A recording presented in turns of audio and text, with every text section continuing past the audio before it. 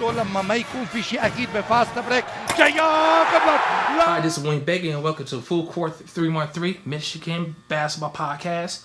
And this is a treat. I ain't gonna hold you. This is I've been waiting for ever since I started Full Court 313 Podcast. The legendary Jay Youngblood. Thank you for having me as your guest. No, I appreciate you coming through, man, and doing this, man. This is major. Oh man, I mean, I got so much questions I've been waiting for during your 2001. Yeah, 19 years. 19 years. And first of all, congratulations on your retirement of a awesome overseas career. Appreciate it, family. I appreciate it. I mean, I'm like, when I look at it, guys that made honorable mention, and people think, okay, they ain't gonna see that, and have dominated overseas for so many years, you cannot. That tells you determination. Mm-hmm. And once you determination, it's a whole different ball game if you want it so bad. Mm-hmm. Now let's go straight to it.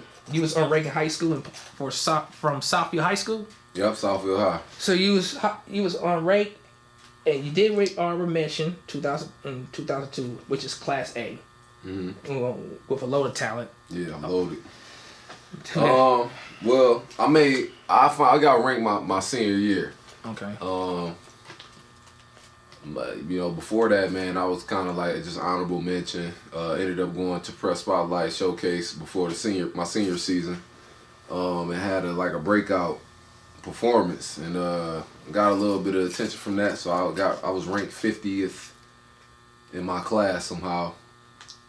But it is what it is, because I know it wasn't 49 players in my class that was better than me. But you use that as motivation.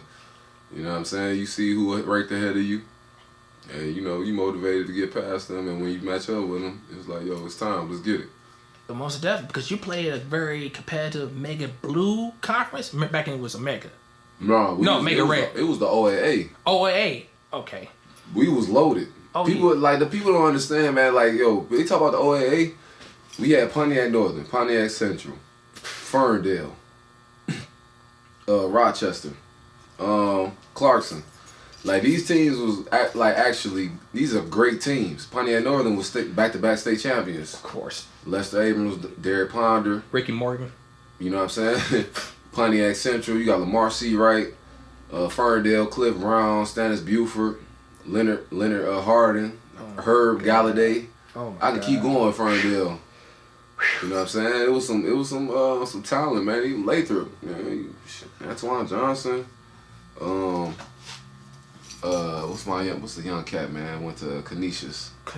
Oh my God. Chuck Harris. Chuck. That's what I'm saying. Like, yep. Man, OA, there's a lot of good guys that came through there, man. So I always took pride in that, man. Like, competing against them guys and trying to separate myself in a sense. Shoot, what you just say is loaded, like you said. Loaded. And a matter of fact, when you went to Mott Community College, and when I learned about the program, I did not know Mott was number 2 powerhouse in the country, in the Division II junior college, and you dominate. I mean, when I learned about the program.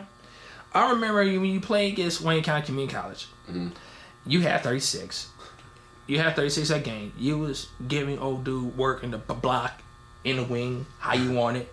Corner shot. You mix it up. That's one thing I like about you. You mix it up, and when you had that 36, and Anthony Butler hit back-to-back 3-pointers, went to overtime, then went to seal the game. I don't want to bring old bad memories up. No, that was great memories, man. We had a little rivalry with WC3. Majority of the teams from Detroit. And even in the summertime, man, like when I was at Mott, sometimes we was home. That's what we was going to play open gym at up at WC3. Greenfield and Joe Road. Yeah, but nah, man, that was some great memories, man. But yeah, I remember that game. Butler was a problem.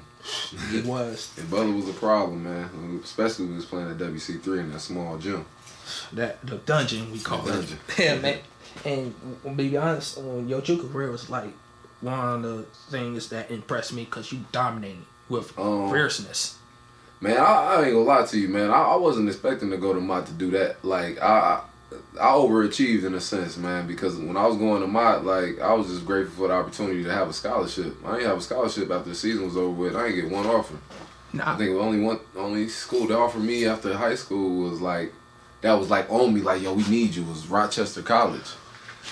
Schoolcraft, that came to see me play a couple times, they didn't offer me. And then I went to this showcase playing with Team Michigan for one tournament. It was the first time I ever played with them.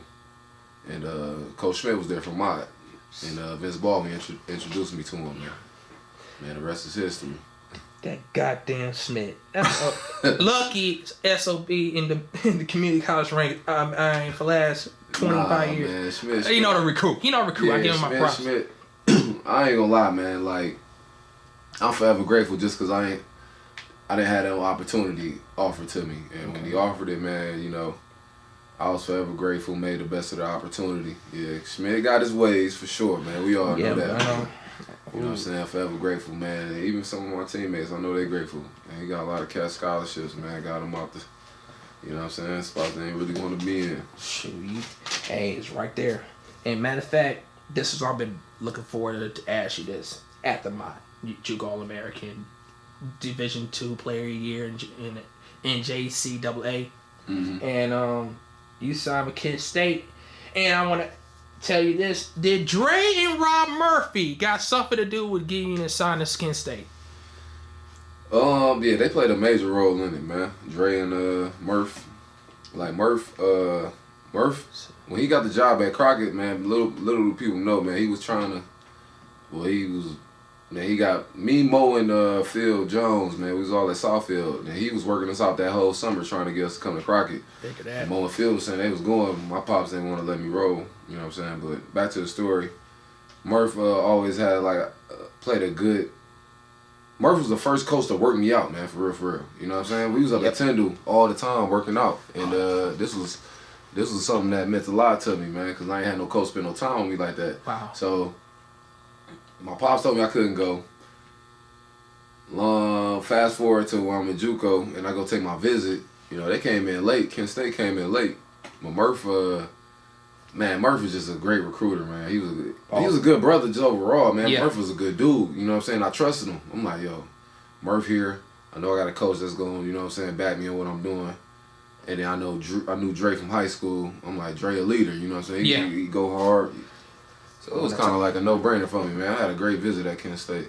Oh, man, I mean, Kent State is always like Detroit connected. Ever since sure. Tony Gates, yourself, Dre Haynes, Isaac Knight, Marcus Crenshaw. Mm-hmm. Sure, you got Tone Mitchell. Tone Mitchell, East Catholic.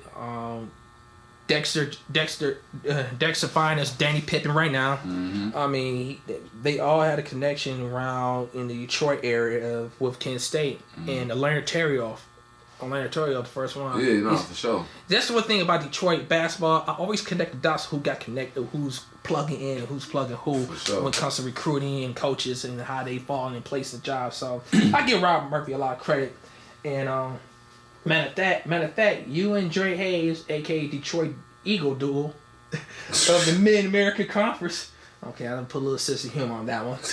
Y'all won the Mid-American Conference Championship in that NCAA tournament. How was that experience like winning conference championship, then going to the NCAA tournament? Man, it was like all the work we had put in, it paid off. My junior year, man, we underachieved. We had a great team, but we didn't reach the goals we had set out for ourselves. And kind of felt like, man, me and Dre only had one more opportunity. So our senior year, we really locked in, man, and just took it to another level. That was dope, man, winning the MAC championship, going to the NCAA tournament. We played at the Palace.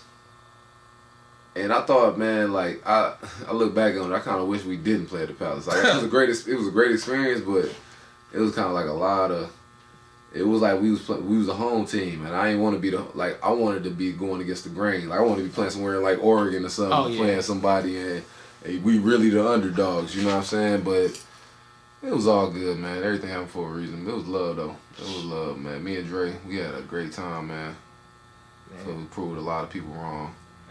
For y'all two coming from the high school low ranks, and y'all push your way up to the Division I highest, to the NCAA tournament, that's an accomplishment that every player who was ranked, heavily ranked, and probably didn't make it what they want to be when they went to college or went to other places. No, man, because, like, people, yo, everybody not winning championships, yo. Yeah. No, everybody is not winning championships. And the cats say what they want, high level, mid-major, low major, it don't matter, man. You win a championship, I guarantee you. You ain't gonna forget that team or your teammates. That's You know what I'm facts. saying? If you a person that's really about the game and, you know what I'm saying, you dedicate we dedicated our lives to that game, bro. Still doing that. You know what I mean? Of course, that's how it is, man. Yeah. That's how you got to understanding that the game of basketball is like life in full court, back and forth, back and forth. And people that understand memories, you can't get back. No, you can't. And matter of fact, I want to ask, this is one, after your collegiate career, solid collegiate career, you went to Austria, your first pro experience. And I've been followed that. Because you won your championship your first year. I won the cup championship, yeah. Yep. First year, yep. In your first year, and you had a good career in Austria. But your highest was a couple years later. You went to Lebanon, 8 solid years, straight up killing. Oh, yeah. Yeah. Austria, man, it was Austria, you see the European style of play and then like Middle Eastern style of play is totally different. It's night and day. It was a tough adjustment in Europe, man. Like, the style of play was different. They packing the paint, forcing you to really kind of see if you could shoot first. Mm-hmm. And, you know, if you ain't hitting that shot, bro, they packing the paint on you. So it was some adjustments I had to make in the style of play and where to find my spots and how to get open, how to get to the cup. So, but when I did crack that code, it was a wrap. You know what I'm saying? And I think that's one of the big things is that some cats, they get frustrated with that grind. You know what I'm saying? Or trying to calculate, how can I do this? How can I be efficient? And it get frustrated after a while if you ain't giving the keys to the ship. And then some cats throw in the towel. Yeah. You got to be resilient. That's the point. Because even in Austria, I started off terrible. My first 4 games, I was averaging 7 points or something, man. Even the coach like, yo, Blood, I need you to, you know what I'm saying, take it up a notch, bro. Like, and then, in due time, it came. Man, but, And then Lebanon, I'll tell you about Lebanon. Lebanon was, man, it was, I loved Austria, but it was time for me to get up out of there. When I went to Lebanon, it was kind of like, a resurgence in my career, bro, because it was like, man, I felt like I was getting what I deserved. Austria, man, them checks, they was solid, but they wasn't nothing that where I was coming to the crib, you know what I'm saying? They would have moved like I want. I could move and do what I wanted to. I'm just talking about when I move like I want to. I'm talking about, I got this whip. I'm living here and doing this and doing, you know what I'm saying? Yeah. I wasn't able to do that, so Lebanon was because, I reaped the benefits of the work I was putting in. Tell me about that, because the way you dominate, I'm like, what? 23, 24, 25, 26. The last year at your decline, your vet, but you averaged 19 your last season. Oh, no, I knew the game, and that was me being, taking a step back to the other foreigners on my team, Mm-hmm. you know what I mean? But, I still could have easily averaged 20, 25. I ain't gonna say easily, but if I would have if that was the only thing I was worried about, I could have did it.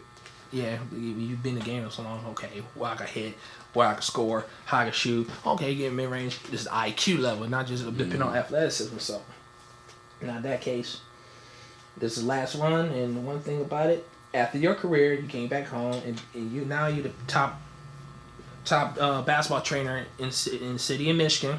Says who? Well, everybody had top. You got Marcus Style, you got yourself, you on there. You got Dennis Foster. Man. Like y'all, both y'all top because y'all represent the city. Y'all. So, I'd say I'm one of the favorite trainers. I say that. Okay, that's you know reasonable. what I'm saying? Like, we building for sure. We building. I don't know. I ain't personal. I just don't be bragging on myself. That's the only reason I said that. But we building. Like, yeah. I tell you this much. You come there, you gonna get some work in. We gonna push you. We gonna get the best out of you. We gonna help you reach your potential. you know, everything else we let the chips fall in place. You know what I'm saying? And it's working. Y'all bring Michigan basketball back on the map. Y'all put anything back in the city. A lot of kids, you gotta go 20 miles, 30 miles to get some work. Oh man, I mean, look, we traveled, we played, Yeah. we gained the experience, we gained knowledge, we turned it into wisdom. Now it's like, okay, we know the talent here, bro. Detroit the Mecca. Yeah. Our question. Detroit is a chakra, bro, to this earth, for real. So the thing is that we just gotta nurture it in the right way. You know what I'm saying? Everybody ain't your enemy. Everybody ain't competition. You know what I'm saying? Let's build one another. Let's win together. Let's show love, dog. Let's show love. Ain't nothing wrong with showing love. Not at all. You know what I'm saying? But this come from trauma, bro. That's why cats wasn't back then. It wasn't like that, bro. Nah, we was like, ruthless as They be like, yo, Jay Youngblood nigga ring 50? Man, who the fuck that nigga trash? How he get 50? That nigga ain't even seen me play. They just going off of he say, bro. It's like it used to be a natural hate, bro. A natural hate. It's like, bro, we supposed to be want to see each other win, dog. Like that's what I love about this generation. These youngins, every time they homies on, or they about to go to college, or they get a scholarship, they reposting it, showing like, yo, this my homie on. But yo, that's love, bro. That's how it's supposed to be. That's why it's rising. It's gonna reach the top. I love it because I mean, like we didn't have that. Dude. That's what we need in the city. We had an OG tell us straight up. I ain't gonna say his name, but he said it straight up. He was like, man, yeah, we wasn't on this. Not at all. That nigga said it straight up. I was like, yo, damn. For this man who worked with, I'm talking about this dude worked with McDonald's All-Americans. Kansas. That's more than one, bro. That's what I'm saying. Keep the train rolling, man. Keep the train rolling. We ain't stopping. Can't stop. Won't stop. Oh yeah, and you already told me about how you feel. Pro ball is a responsibility to get back after a good career overseas. That you already told. Mm-hmm. But I want to thank you for your time. Mm-hmm. And I got the last one of the day. Pick your top 5 high school, college, pro. Your starter 5 lineup. It could be high school, college, pro. Your pick. Mix it up. Hold on, that's a lot. Top 5. I pick one high school. I could pick a college. I could pick a guy pro. In your timeline, your top 5. Oh, in my timeline. In your day. Michigan. All right, point guard.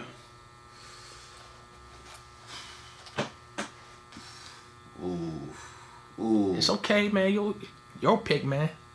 You in the hot seat now, man. I'm rolling with my dog, man. Dre